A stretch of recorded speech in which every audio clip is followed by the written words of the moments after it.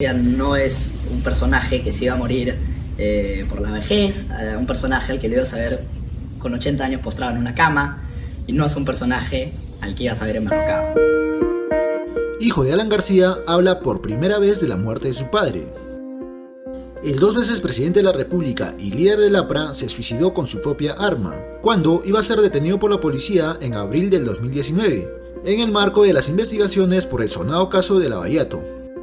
Federico Dantón García, el último de los hijos del fallecido expresidente Alan García, ofreció una entrevista ahora que cumplió la mayoría de edad. El menor de los Garcías, quien vive en la misma casa de Lima, donde el 2 veces presidente se quitó la vida de un disparo en la cabeza para evitar ser detenido, recordó que aún era pequeño cuando estalló el sonado caso de Lavallato, por el que se le investigaba preliminarmente a su progenitor. Contó además que su padre se despidió de él a través de su madre, Roxanne Chessman. El tema del Lavallato, bueno, yo era chico, o sea que nunca llegué a seguir de cerca.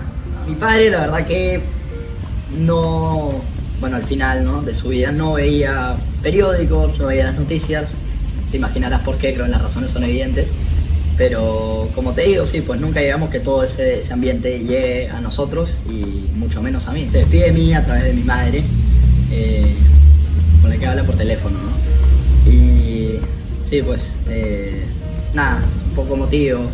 Le pide a mi madre que me cuide, cosas que se imaginan, ¿no? Pero sí, él se despide de mí. Ajá.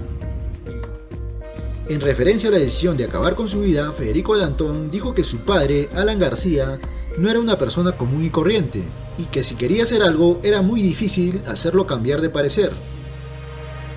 Lo voy a decir yo también, porque es algo que dice Carla también, que la gente cree que lo que hizo mi papá fue un acto repentino, que fue un acto de desesperación, y ustedes, la gente que conoce a Alan García, me imagino que sabe que no, ¿no? Tú sabes que Alan García no es un personaje que se iba a morir por la vejez, un personaje al que le ibas a ver con 80 años postrado en una cama, y no es un personaje al que ibas a ver enmarrocado.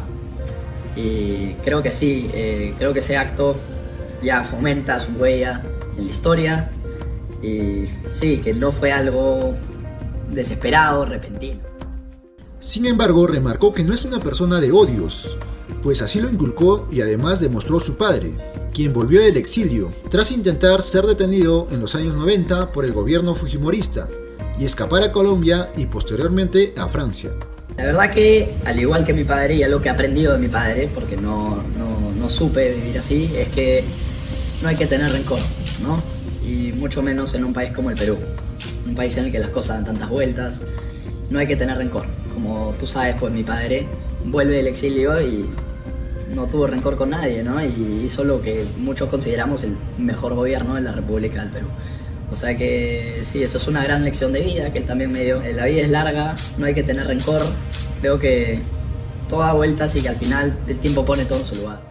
Acerca de su futuro político como candidato al Congreso para el 2030 o la presidencia de la República para el 2040, Federico Dantón aseguró que no es algo que tenga en mente ahora y está concentrado en sus estudios.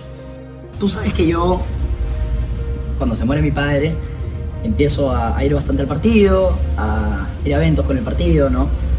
Y esto es porque, para empezar,